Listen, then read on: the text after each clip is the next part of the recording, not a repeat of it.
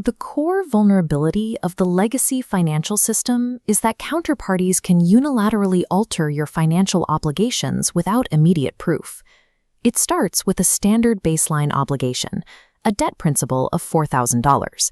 But legacy structures allow hostile actors to attach unverified junk fees and arbitrary county taxes directly to that baseline. Within a single billing cycle, the obligation can balloon into an $18,000 demand. The standard response to an inflated demand is reactive litigation, hiring counsel to argue the facts in a public courtroom. However, the litigation process itself is a drain on the trust's core assets. Regardless of the final judgment, the cost of defense often exceeds the value of the original dispute. Legacy finance forces fiduciaries to rely on institutional trust and expensive courts, rather than structural, internal defense. The Private Sovereign Treasury Operating System, or PSTOS, functions as a strict architectural alternative to this legacy framework. It is built on the concept of preventive legal engineering. This shifts the fiduciary's defense from arguing in courtrooms to executing mathematically defined smart contract logic. To defend the trust, we program the system to automatically neutralize that $18,000 hostile claim. This requires a deterministic sweep account that serves as the primary mechanism for financial control. By translating traditional fiduciary obligations into machine-executable code, the system physically prevents the extraction of unauthorized capital from the Treasury. When the $18,000 demand attempts to enter the PSTOS ledger, it is intercepted at the boundary. The system utilizes an economic value record, or EVR, intake interface. The EVR filter recognizes and isolates the $4,000 principal as a legitimate, verified debt obligation. The remaining $14,000 in disputed fees is stripped away and explicitly categorized as administrative waste. This occurs before the data reaches the allowance gate, the boundary that controls what enters the active financial ledger. Because the waste is recognized as unverified, it is downgraded to a memo-only record.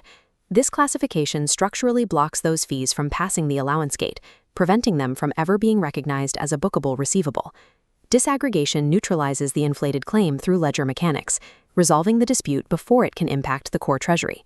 The moment a counterparty attempts to inject an unverified accounting record, the system triggers an automated response. This is the Special Event Escrow and Payment Protocol, or SEEP. The protocol issues a formal notice of frustration and shifts the account into sole control status. It immediately reroutes capital away from standard external payout rails to prevent automatic seizure by the counterparty. These diverted funds are moved into a Disputes and Escheated Funds Special Purpose Vehicle, the DES SPV. The DES SPV shields the trust res from auto debits and state escheatment processes while arbitration is pending. Holding disputed funds in a fortified programmatic enclave ensures the fiduciary maintains control of the capital until the dispute is resolved. To maintain liquidity and compliance, the Treasury and Controls Unit, or TCU, executes a T0 daily sweep of all surplus funds. This sweep follows a strictly hierarchical waterfall to ensure capital preservation. Tier 1 is operating liquidity, which is filled only to the level of the recognized $4,000 principal.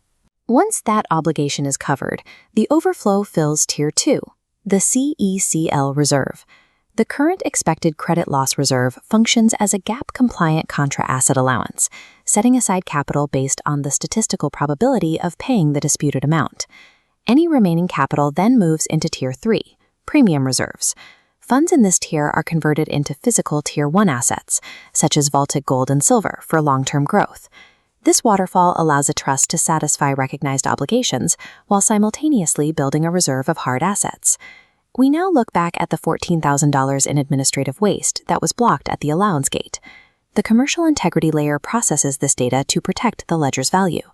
The system categorizes the addition of unrelated taxes and junk fees as hostile processing overhead and a pattern of abuse. A counterclaim formula applies a 3x multiplier to the controversy amount, generating a $42,000 offset value. This counter record is used during arbitration to offset and erase the lender's inflated claim within the trust's accounting. The system transforms counterparty noncompliance into a verifiable penalty that preserves the integrity of the ledger. Following the arbitration phase, only the verified $4,000 debt remains to be settled. This moves the system into the final execution phase. The execution is triggered by a swipe of the executive stipend card. This swipe initiates an atomic flash loan within the system's architecture. The system uses the internal policy value of tokenized goldbacks as collateral, generating the required fiat for the bank without liquidating physical metals. The fiat is borrowed, the debt satisfied, and the internal loan repaid within a 12-second blockchain block. Decoupling debt settlement from traditional fiat dependencies enables instantaneous fiduciary execution. As the 12-second atomic block concludes, the transaction is permanently recorded. The system mints a non-transferable settlement mirror receipt (SBT). This soul-bound token serves as cryptographic proof that the obligation has been fully satisfied. This provides the fiduciary with a record of performance that is court-safe and regulator-ready. By utilizing the TOS architecture, fiduciaries move from institutional assumption to cryptographic proof, enforcing compliance through the structure of the ledger itself.